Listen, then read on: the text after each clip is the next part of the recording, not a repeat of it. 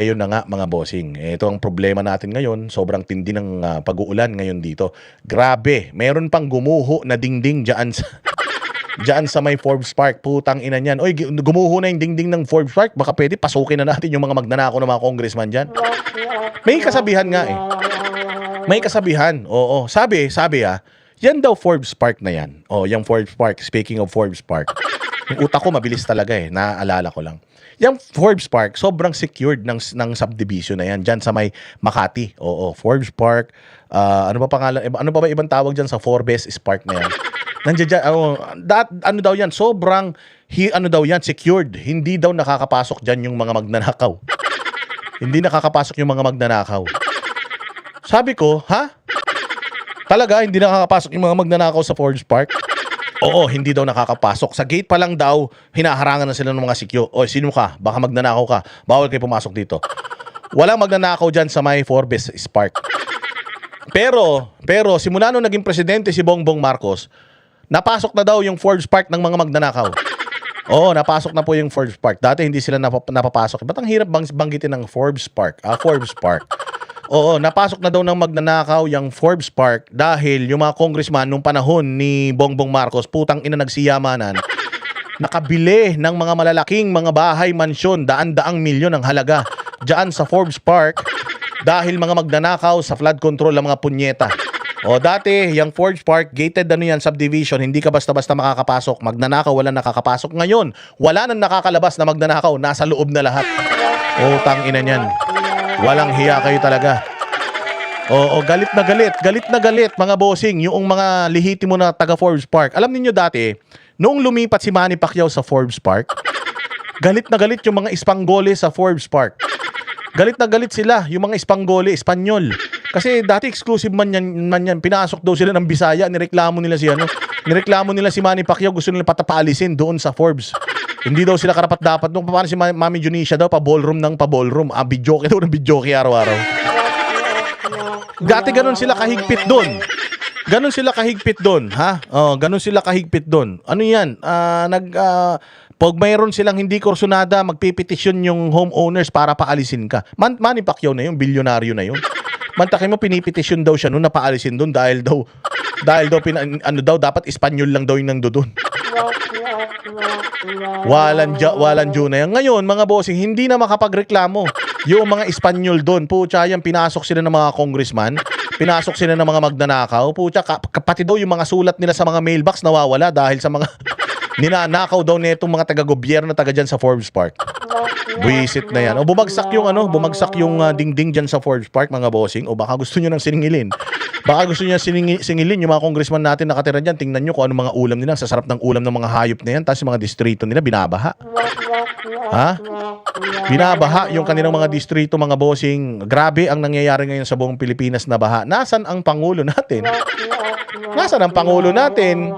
Habang binabaha, o hindi ba hanap sila ng hanap? O nasan si Basti Duterte? Nasan si Inday Sara Duterte? Noong binabaha ang Davao, wala sila sa kanilang probinsya. Putyang ina nyo pala. Pumunta kayo sa Davao ngayon, ang saya. Oo, grabe, inggit na inggit ako yung mga kaibigan ko dyan sa Davao. Send sa akin ng mga events. Imaginin mo, yung Kadayawan, isang buong buwan na celebration pala yan. Walang hiya na yan. Hindi daw humihinto yung mga events ngayon doon. Akala ko ba naghihirap ang Davao? Akala ko ba magulo ang Davao? Yung piyesta sa inyo, isang araw lang. Yung piyesta sa kanila, isang buong buwan. Ang mura daw ng prutas ngayon dyan. Nung bumaha sa Davao, putyang ina, hanap sa mga Duterte. Galit na galit si General Torre. Kasi binaha daw yung bahay niya. O, tangina, binaha yung bahay mo, kaya galit na galit ka. Bakit ngayon? Bumabaha ngayon sa Metro Manila, Quezon City, Araneta Avenue, Santa Mesa, Santa Cruz, Tondo, Nagtahan, putya, Espanya, Parañaque, Baclaran, lubog sa baha. Lubog sa baha, mga bossing. Naririnig nyo si Tulpo tuloy. Naririnig nyo si Torre na nagsasalita ngayon tungkol dyan sa baha? Wala. Tulog ngayon si Torre. Baka nagpapahinga ngayon yun. Bukas na siguro lalabas yun kung sakaling humupa ang baha bukas, tas isisisi na naman nila sa mga Duterte yan. May nagbabara daw, meron daw tawag dito, sinasadyang barahan yung mga lagusan. Gago. Utang ina, sakita mo sa dami ng basura sa kalsada. Hindi lang sa kalsada maraming basura, may basura sa Malacanang, basura sa Kongreso, puro basura ngayon sa Pilipinas. Magtataka ka pa na nagbabara dyan. Tanga, hindi mo na kailangan barahan yan. Kasi magbabara talaga yan. Hindi nyo naman nililinis, mga walang hiya kayo. Nangitim sa galit si Torre, sabi ni Putragis dun sa Davao, tapos ngayon wala. O, ano masasabi nyo ngayon? Anong masasabi nyo? Na sa kabila ng napakaraming flood control projects na natapos daw ni Bongbong Marcos, bahana naman sa Metro Manila. Paano na yan? Kupal talaga kayo no? Mga kupal. Mga walang hiya talaga kayo. Nasaan ngayon ang Pangulo natin? Ngayon nagbabaha. Nasaan ang Pangulo natin? Ayun, nagbablog. Putragis yan. Eto, ipi-play natin itong video na to. Habang nagbabaha sa bayang Pilipinas, putang ina, nagkukwento yung presidente nating tanga. Ayan na, August 8. Courtesy of Bongbong Marcos, August 8. Ano nang date ngayon? August 9. Kani-kanina lang August 8. Ilang araw na tayong binabaha, mga bossing. Ilang araw na tayong binabaha. Hindi mo mamakita tong ogag na ito na nasa control room, minomonitor yung mga baha sa Pilipinas. Putang ina, ang ginagawa, nagbablog si Tarantado. Putang ina, tas pinagmamalaki nyo tong presidente na to. Habang nalulunod ang mga Pilipino, habang yung mga kinuha home credit na mga refrigerator, washing machine, binubuhat pataas ng mga kababayan natin para hindi abutin ng baha, itong ogag na ito, nagbablog dyan sa Malacanang, tuyong-tuyo ang Tarantado. Diba?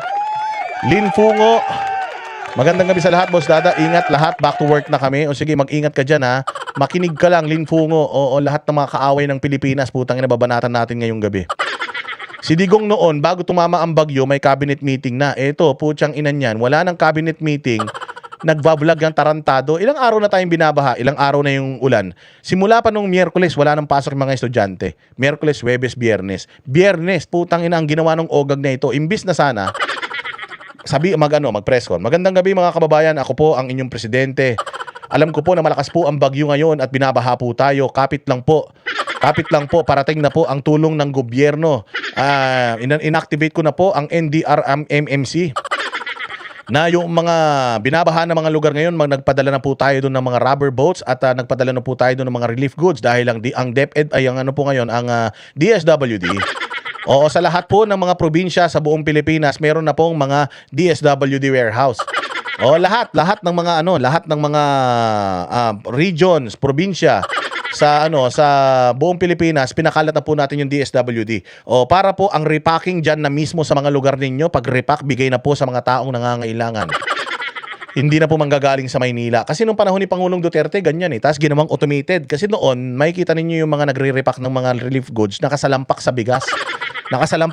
Ibubuhos yung sandamukal na bigas, tapos tatakal-takalin, ilalagay doon sa plastic bag, lalagyan ng isang noodles, 2 sardinas, tapos sotanghon, lalagyan yun. Putang ina, pati yung tain ng ipis, nasandok na. Kasi nilagay nila sa simento Hindi mo naman alam kung malinis yun o hindi. Putya, tain ng pusa, tain ng daga, tain ng ipis, pagsaklob na gano'n, nilagay doon sa may plastic. Ayaw ni Pangulo yon. Sabi ni Pangulo, hindi ganyan. Dapat nakakahon, dapat maganda, dapat disente naman yung ipinamimigay natin doon sa mga tao na nasasalanta, nangangailangan, para naman hindi nila ma-feel na parang nililimusan mo sila. So nung panahon ni PRRD, ganun ang ginawa nila. Ipinakalat nila yung mga repacking centers ng DSWD doon sa mga madalas tamaan ng bagyo para pagka bumagyo doon at tumumbay mga puno, hindi makadaan yung mga truck, meron na sila doon na habang kini-clearing operation, meron na silang dinidistribute doon sa mga apektado ng bagyo. Ganon nung panahon ni Pangulong Duterte. Utang ina, dito sa panahon ni Pangulong Marcos, ganito ang ginagawa ng gago. Habang nalulunod kayo sa baha, putang ina nito, nagbablog ang Tarantado. Putang ina, vlogger.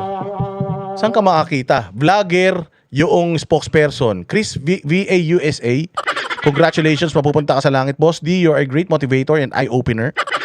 God bless you po. Lahat ng mga bulag na kilala ninyo, palapitin nyo sa akin dahil eye-opener ako. Makakakita lahat yan. Ayaw ni PRRD na maging busabos ang mga Pilipino. Totoo yan. Sabi ko nga sa inyo, vlogger yung kanyang spokesperson na si Claire Castro. Putyang ina, pati siya vlogger.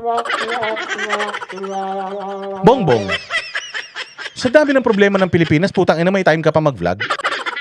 Walang hiya ka? Tanginan yan, nilubog mo Pilipinas, ang mahal ng presyo ng bilihin, ang taas ng presyo ng gasolina, may gera pa dyan sa Middle East, walang hiya ka. Ang taas ng crime rate. Putang ina, yung mga magsasaka natin naghihirap, yung mga palay nila ngayon lunod na. Nakuha mo pa mag-vlog, putang ina ka? Kung hindi ka ba naman gago talaga? Buwisit din, no? Buwisit yarn. Satanas talaga eh. Madami ba siyang views? Hindi ko alam. Tingnan ko dito kung ilan ang views nitong ano na to, nitong vlog niya. Putsang ina niyan. 302. Mga bossing. Ha? Mga bossing, nag-vlog si Bongbong Marcos. Ang nanood 302 sa loob ng 6 na oras. Putang ina niyan.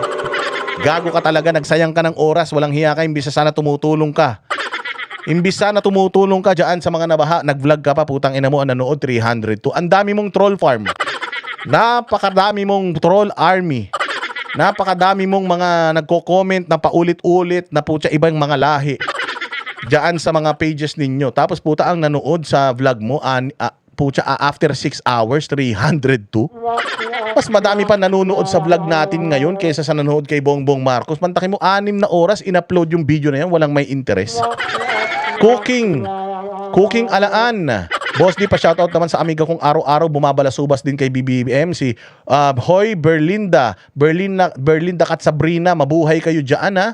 Oo, murahin nyo ng murahin, libre yan. Putang ina, walang ginagawa to tarantadon to, nag-vlog 300 yung nanood. Yung 300 na yan, galit pa sa kanya. Hanap ng tanip naman yan, oh. Bongbong, wag ka nang mag-vlog, parang awa mo na. Itigil mo na yan, putyang ina ko. Maganda, wag ka na rin huminga. Wag ka nang huminga, wag ka nang magising. Bigyan mo naman ng kasiyahan ng mga Pilipino. Bigyan mo kami ng magandang balita. Matulog ka ngayon ng mahimbing. Sa sobrang tulog na himbing ng tulog mo, putya 5 years ka bago gumising. Parang awa mo na. Baka sakali kahit na papaano medyo umalwan-alwan, sumaya-saya ang buhay namin, buwisit ka. Wag ka nang huminga ng mga 6 na oras. Grabe naman 6 na oras, putyang ina yan. Nag-vlog ang gago. O, anong pag-uusapan niya? Mga kwento sa likod ng Sona. Putang ina niyan. Wala ngang kwenta yung Sona mo eh. Tapos magkukwentuhan pa tayo ng likod ng Sona kung anong nangyari sa likod ng Sona. Putya, alam naman namin kung anong pinagagawa nyo sa likod ng Sona. Kung hindi man kayo bumatak, uminom, nagparty, yun lang mga pinagagawa ninyo siguro. Siguro, hindi ko sinabi sigurado. Baka magalit na naman kayo. Hindi madimanda na naman kayo. Puro kayo demanda. Putang ina niyan. Bongbong, hindi ka nahihiya. Pa-vlog-vlog ka pa, 300 yung nanood, 6 na oras na yung nakalipas. Putya, babantayan ko to, 1 linggo kung ilan. Baka hindi umabot na 1,000 yung manood sa'yo. Putang ina, Bongbong, pati anak mo hindi nanood sa vlog mo. Walang hiya ka. Buwisit eh. Pakinggan ninyo kung ano yung daw mga nangyari sa likod ng vlog. Imagine ninyo ulitin natin, napakadaming problema ng Pilipinas ngayon. Napakadaming problema ng Pilipinas. Okay man lang sa amin mag-vlog ka. Pero sana, ang i-discuss mo sa vlog mo, yung mga problema ng Pilipinas, tsaka kung paano mo planong solusyonan yung problema ng Pilipinas, okay yan. Ipipresenta natin dito, baka sakaling totoo. Kahit alam natin, puro kasinungalingan lang. Putang ina, Sona. Gago, yung Sona mo, pinagtawanan nga ang taong bayan. 2 linggo na nakalipas, putang ina yung pinsan mo hanggang hindi pa nakukulong. Tarantado. Naaawa na kami sa'yo, BBM. Kaya mag-a-add kami ng isang view dito sa vlog mo. Putsang ina niyan, sinasayang mo pera ng taong bayan, pati kuryente na ginagamit mo dyan, data, aircon, walang hiya ka, galing yan sa pera ng taong bayan. T300 yung nanood, putsang ina niyan. Sa susunod, pag nag-vlog ka para kumita, Bongbong, kumain ka ng tae ng pusa, bubog, pako, ganyan, tusukin mo yung mata mo ng nagbabagang karayom. Oo, ganun. Masakaling ka ng asawa mo, tadyakan ka sa mukha ng PSG, ganun. Pag ginawa mo yun sa vlog mo, sigurado ako, putsang inang yan, baka sumabog yung views niyan. Billion siguro yung views. Oo, kumuha ka ng lubid, ganyan, latiguhin mo yung mukha mo, ganun. Iumpog mo yung ulo mo sa dingding na may pako. O gawin mo yan, sigurado ako magti-trending. Pero kung mga ganito, walang kakwenta-kwenta, putang inang yan, yung Sona mo nga, walang kakwenta-kwenta, ito pa kayang before Sona mo yung pag-uusapan natin. Pero pag-usapan pa rin natin, ang dami nangyayaring gulo sa Pilipinas. Ito pang ginawa nitong Judas na ito. Emi Pera, na maraming pera dyan sa US, mabuhay ka. Oo, di ba? O ito, sige, panoorin natin itong sasabihin nitong presidente natin magaling. Ang magandang araw sa ating lahat at sana ay nasa mabuti kayong kalagayan. Halos 2 linggo na ang nakaraan nang ihatid ko ang ika-5 State of the Nation Address. Nababasa ko ang mga sari-sari niyong reaksyon. Nabasa daw niya yung sari-sari niyong reaksyon. Tarantado talaga tong mga taga-Malacanang, finilter na naman eh. Ang dami talagang reaksyon nun, BBM, Rosfel. Pangkabi Boss Dada, mapupunta ka na sa langit. Congratulations sa'yo. Alang iya na yan.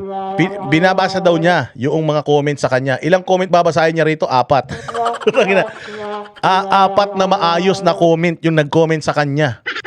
Tangina, sa dami, milyong-milyong nagmumura sa kanya dyan sa zona niya. Yung sa patawang racket. Tatanggalin, pinataas daw yung yung sweldo ng OFW. Tatanggalin daw yung ano ba yun? Systems loss dyan sa Meralco. Tapos ipakukulong daw yung speaker o dating speaker of the house. Ina to, tao na to talaga, loko-loko talaga eh. Lakas ng tama sa utak talaga eh. Tapos pucha, sabi niya, babasahin daw niya yung mga comments sa kanya at sasagutin daw niya. After 2 weeks na daw matapos yung kanyang zona. 2 weeks na bongbong, putang ina niya. Going 3rd week, wala pa rin nakukulong. Di pa rin nakukulong yung pinsan mo. Walang iya ka.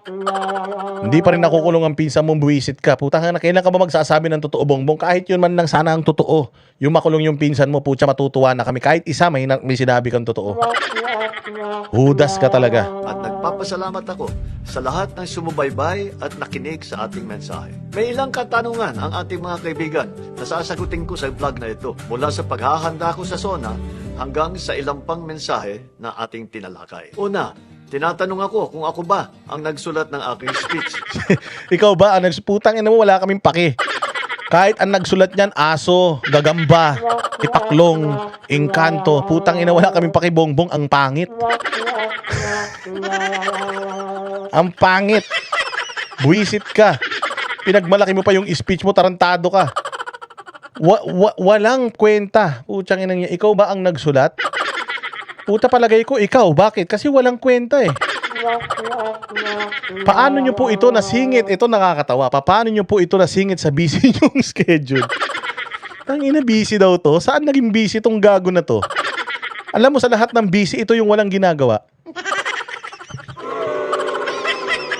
Sa lahat ng busy, itong abnormal na ito, yung hindi pagod. Sa lahat ng busy, itong gunggong na ito, yung walang resulta. Hayop talaga naman, Busy daw yung kanyang schedule. Sige. Dahil paano ko pa raw may isusulat ito sa busy ng aking schedule? Ang katotohanan, ang buong-buo yung unang bahagi at saka yung huli. Putang inan to. Hindi siya nakakaramdam na yung comment na yun sarcastic. Hindi siya nakakaramdam na sarcastic. Akala niya yung comment na yun maganda. Pero ang ibig sabihin talaga nun, hoy, bobo. Sinong nagsulat ng speech mo? Putang ina, napakapangit. Napakapangit. Wala ka nang ginagawa. Ang pangit pa nung nung nagawa ninyong speech, mga walang hiya kayo.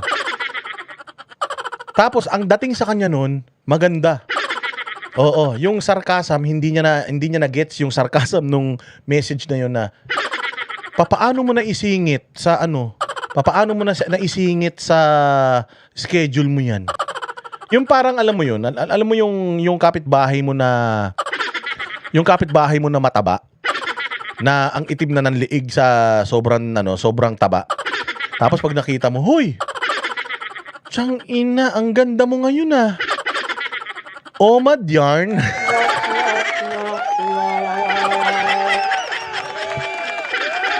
Omad yarn. Diet. Gulay lang kinakain mo siguro, no? Kasi nangangayayat ka. Tapos sasabihin mo naman, oo. Mamayang gabing pa ako kakain. Di pa ako kumakain ngayon. Pumayat na ba talaga ako? Oo, ang payat mo na. Ang ina ka. Nangangayayat na pati mga kapatid mo sa dami ng kinakain mo sa bahay. Putsang inang yan, yung sinaing para sa 4, putsang ina, isa na lang yung nakakakain. Di ba? O kaya yung kaibigan mo malakas ang putok. Na nilalayuan ng mga kaibigan. Putang ina yan, kahit na kakapaligo pa lang. Putya, ang lakas na, mala sibuyas. Yung mala Goodbye Philippines, yung amoy ng kilikili. Pag nakita mo, uy, bumbayin ka. Talaga ba? Oo, ang ganda ng mata mo. Tsaka yung ilong mo, maganda, para kang Bombay. Pero putya, alam naman niya, natangin na yung sinasabing Bombay, yung putok niya. Oo, pero ang tinitingnan lang niya yung kung ano yung sinasabi, pero yung ano, yung sarcasm doon sa mensahe, putya hindi nagigets. Ito si Bongbong ganun din. Oo, Marites Melendez, mabuhay ka diyan sa Amerika. Sabi nung ano, Siyempre si Bongbong alam man natin walang ginagawa. Si Bongbong alam man natin walang utak. Kaya ang tanong sa kanya, ikaw ba nagsulat nung speech mo? Ang haba nun, ya. Sa sobrang tanga mo, paano mo nagawa 'yon? 'Di ba? Sobrang tanga mo, paano mo nagawa 'yon? Paano mo na iano 'yun? Paano mo na isingit? Sobrang busy mo. Alam mo 'yun? Hindi ba 'di ba tayo pag nakaupong ganyan, nakatunganga kang ganyan sa labas ng bahay, wala kang magawa? Ganyan ka. Aasarin ka ng nanay mo. Paglabas ng nanay mo, makikita ka. Sarap buhay Tain na busy ha. O baka gusto mo lagyan pa kita ng ano diyan, lagyan kita diyan ng soft drinks at saka ng ano para kasi pagod na pagod ka. Hindi ba? Ganun tayo mga Pilipino, sarcastic tayo. Pagod na pagod ka, boss. Ay na, baka magkasakit ka niyan. Ganun ka lang. Tunganga ka, wala kang magawa. Tapos sasabihan ka, busy ka. Tapos ikaw naman, tuwan-tuwa ka. Oo nga, pagod na pagod ako. Kinantubo mo talaga. Kinang tao na walang utak. Huling bahagi, ako mismo ang sumulat noon. Mahabang proseso ang pagsulat ng SONA speech. Inumpisahan namin ilang linggo bago pa nung SONA. May team kami. Pinag-usapan namin ano yung dapat. Tangina yun yung team niya. Tingnan niyo yung team niya mga ogag. Ayan yung team niya mga ogag. Kinang ina niyan, binidyoan pa ng mga tarantado. Ayan ilan sila. Sino tong mga to? Putang ina, mga scholar siguro ng mga pinakamababang paaralan ng Pilipinas to mga bobo rin. Sino dito ang nakakakilala sa mga tarantado na ito? Putang ina yan, ang mga tumutulong kay Bongbong para lalo siyang maging bobo.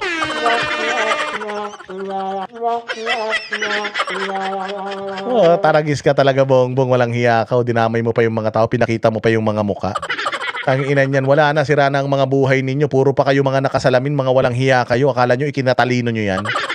Akala nyo ikinatalino nyo yung pagsasalamin? Ako dati nakasalamin ako dito, di ba? Sabi nung sa kaibigan ko, boss, di wag ka na magsalamin, gago, di ka naman matalino. Tanga, kaya nga ako nagsalamin para magmukhang matalino. Wag na, tangin na, alam ng tao, di ka matalino. Nagsalamin pa yung mga ogag, putang ina niyan. Ay, putya na. Ito ang mga may kasalanan kung sino ang gumawa ng racket. Sino kaya ang gumawa ng racket sa mga ogag na ito?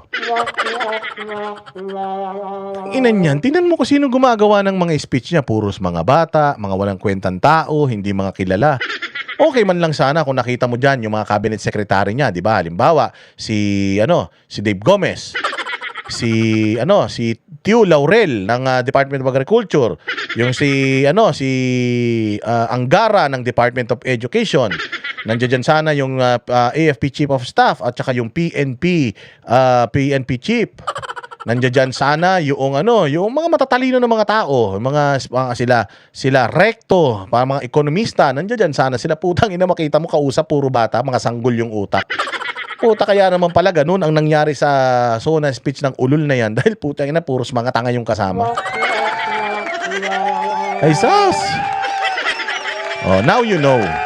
Now you know kung bakit walang laman yung SONA ni Bongbong dahil putang ina, yung mga kalaro niya yata sa Mobile Legend Yung mga kalaro niya sa Mobile Legend, yun yata yung mga gumawa ng SONA speech niya, walang hiya na yan Pinag-usapan namin ano yung dapat isama. Lahat sila nag-research doon sa bawat subject matter, yung mga statistiko, yung mga pangyayari, kung ano yung mga nangyari, kung ano pa yung itutuloy natin gawin. Ginawa namin yung flow, ano yung mauuna, ano yung mahuhuli, ano yung nasa gitna. Pagkatapos noon, siyempre, lininis na namin.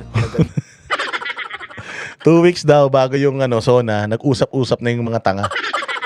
Tapos, inisip na Ian Floyd, Sugano, magandang gabi sa iyo, boss. Dito sa Las Piñas, hinihintay na namin ang racket ni Bangag. Ang solusyon sige, sabihin ko sa kanya, dyan, pabagsakin yung racket na yan. Salamat sa pangkape, mabuhay ka. Tayo na pinag-usapan daw nila kung ano yung nangyayari. Kung ano yung may pauna, may intro, may gitna, may dulo. Puta, ano yung kanta? Ano yung rap? Ako yung lengguwahe, nagbago tayo ng kaunting mga salita, yung iba. Nagbago daw ng mga salita.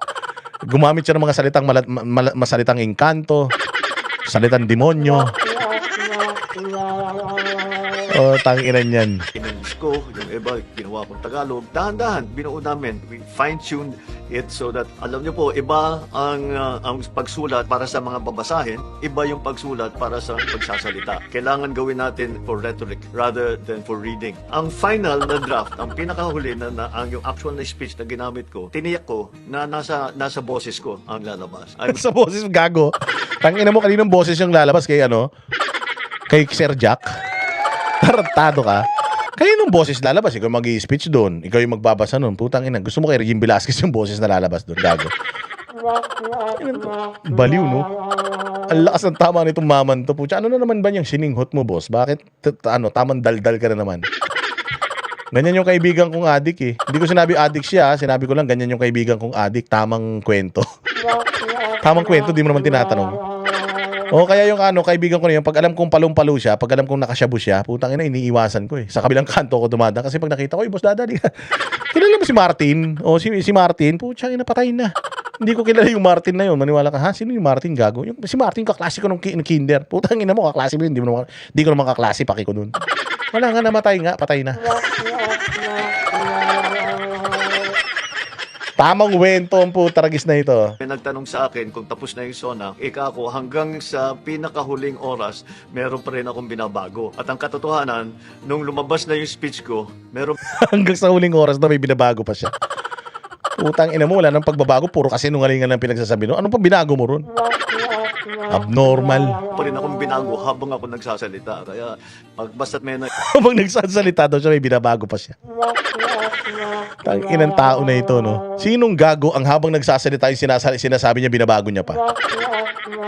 Ayun, hindi ko alam kung taga saan planeta. Planet Namek yata talaga nakatira ito.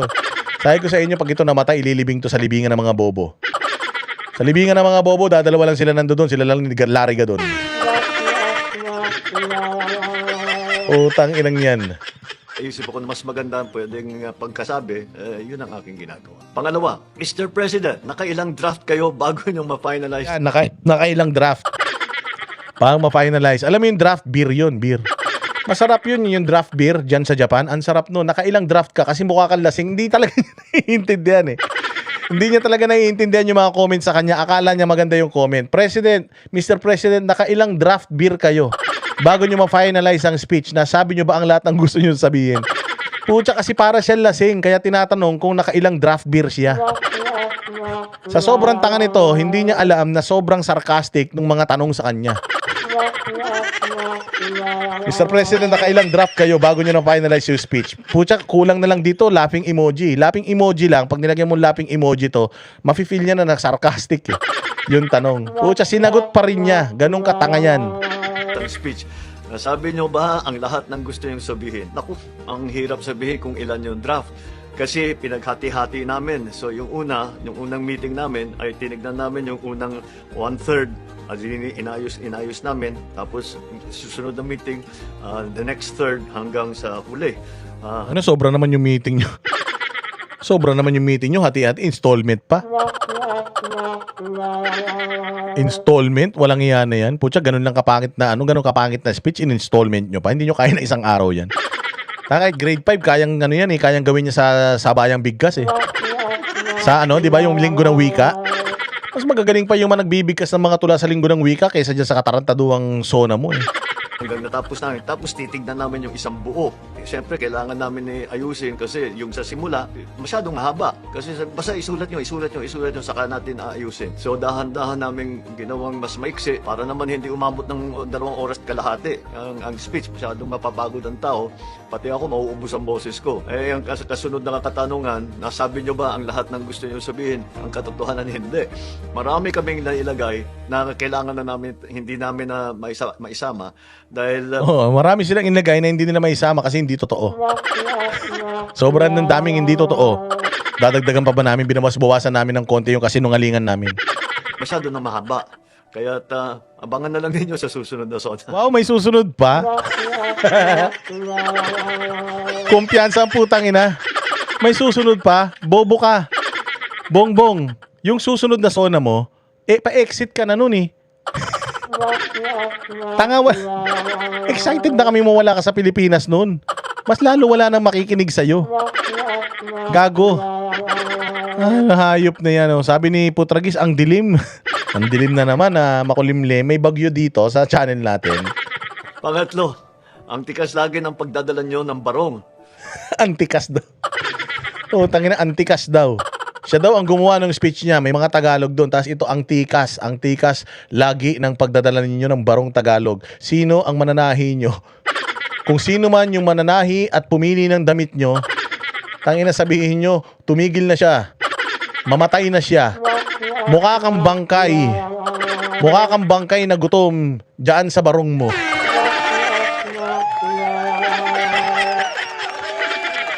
Utang inang yan. Antikas lagi ng pagdadala nyo ng barong. Matikas. Meron ng picture to dyan sa Congress. Nakatingin siya dun sa may malaking screen. Yung malaking screen, ang laman ng malaking screen, siya din na tinititigan yung malaking screen, na siya din na tinititigan yung malaking screen.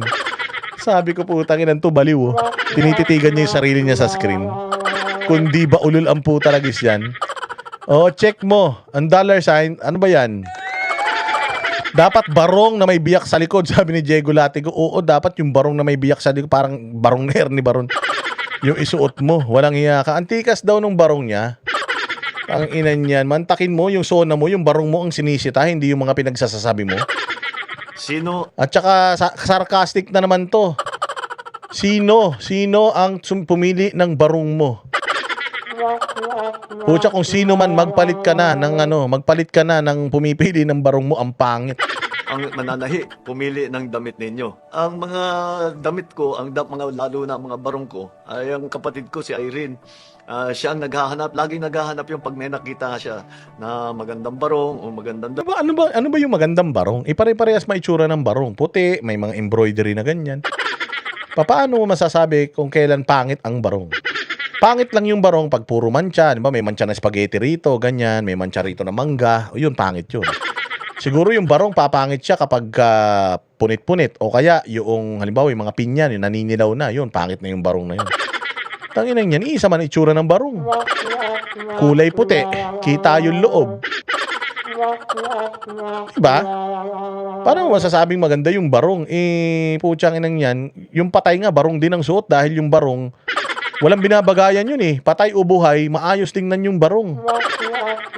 Hindi, ang barong kahit pangit ang may suot, maganda pa rin yung barong eh. Pangit yung nagsusuot, pero maganda pa rin yung barong. Maganda barong eh. Kaya nga, alam mo na binobola siya nung nagtanong sa kanya eh, sinong pumipili ng barong ninyo? Ang kapatid ko ang pumipili ng barong ko, maganda. Putang ina yan. Ako nga, bumili ako ng barong kahit nakapikit ako eh. Alam ko na itsura ng barong na mabibili ko. Kasi simple-simple man lang yan.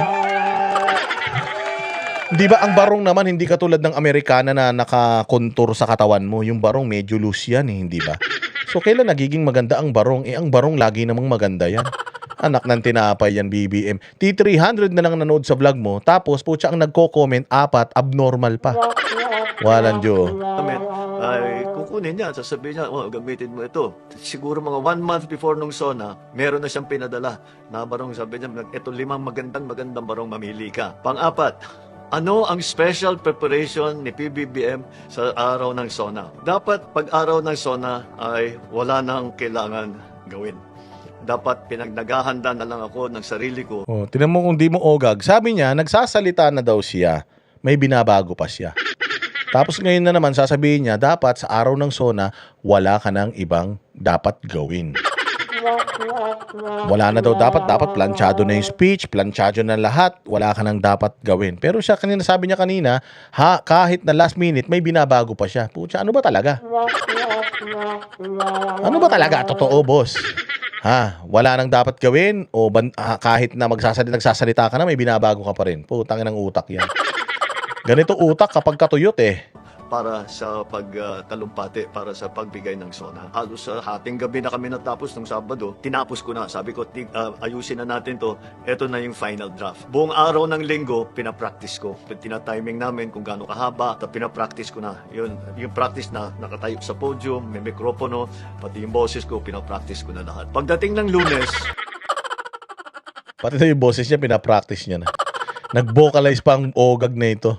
Walang laman ang schedule ko kung hindi SONA. Hawak ko na yung speech ko, paulit-ulit ko nang binabasa. Hindi ko binabasa ng malakas ng boses dahil mauubos ang boses ko. Pero binabasa ko para tiyakin ko na familiar na ako. Talagang halos memoryado ko na. Yung araw ng Lunes, yung araw ng SONA, ay wala nang schedule yun kundi yung SONA. Ayan, palakpakan. Palakpakan mga bossing.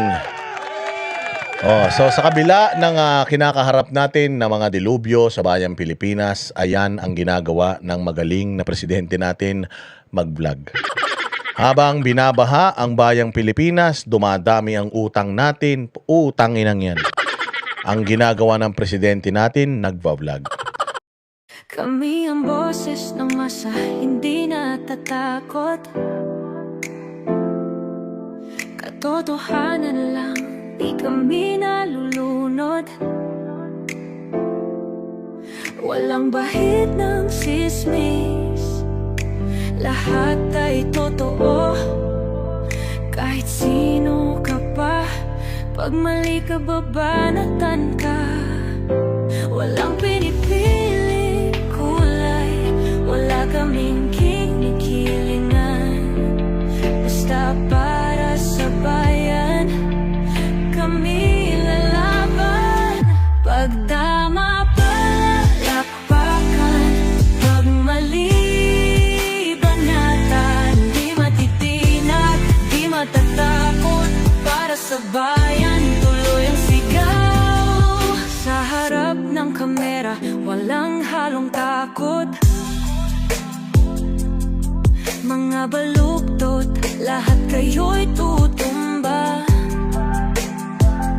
Ang hustisya at totoo, yun lang ang mahalaga. Kahit sinong harang, di kami matitinag. Walang pinipiling kulay, wala kaming kinikilingan. Basta para sa bayan, kami lalaban. Pag tama palakpakan, pag mali banatan. Di matitinag, di matatakot, para sa bayan tuloy ang sigaw. Kung nasa tama ka, ikaw ay aming kasama. Pero pag mali ka, handa ka na bang mabasag? Banateros kami, walang inuunan, dahil bayan muna bago ang sarili.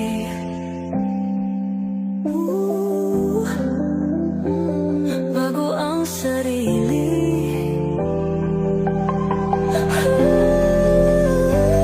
Pag tama palakpakan, pag mali banatan. Banateros ang sigaw, katotohanan ang laban.